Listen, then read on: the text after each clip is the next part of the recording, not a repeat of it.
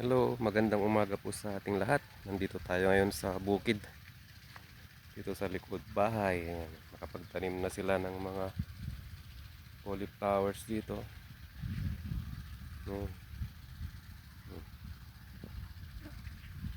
Bagong dilig. Ayan.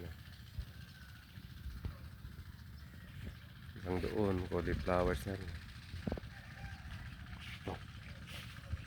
Ayan. Didiligan din ito mamaya.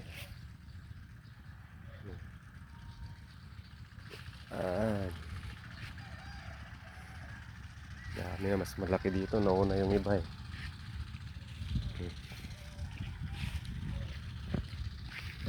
Nauna yung iba. Ito, punta tayo dito.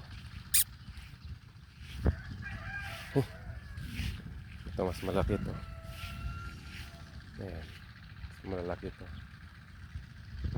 Ayan, puro cauliflowers na. Uy, umuunta ulan. Kaya magiging maganda ulit ang tanawin dito pag lumaki yung mga to. Ayan, busy yung mga pano. Tatanim din sila.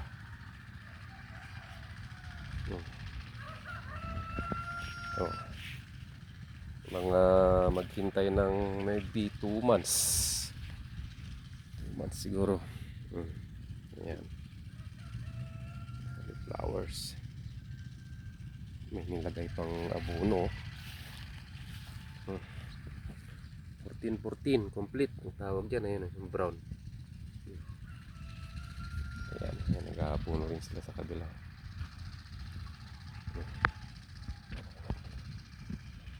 Dami, cauliflowers lahat doon. Kung dati palay, ngayon cauliflowers na. Ayan, nagdidilig din sila doon. Ayan. Okay, ayan, mga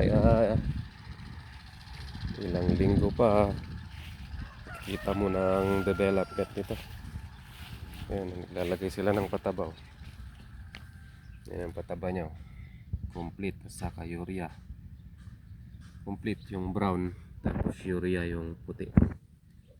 Ito. Ayan.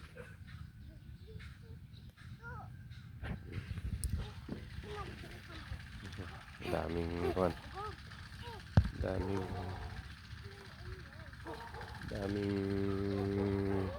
damo. Ayan.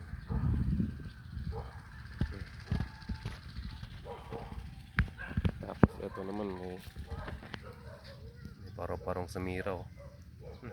Teste yan. Sira kasi may paro-paro. Ay, wala yung aso. Lakad na sa gitna. Makbo na.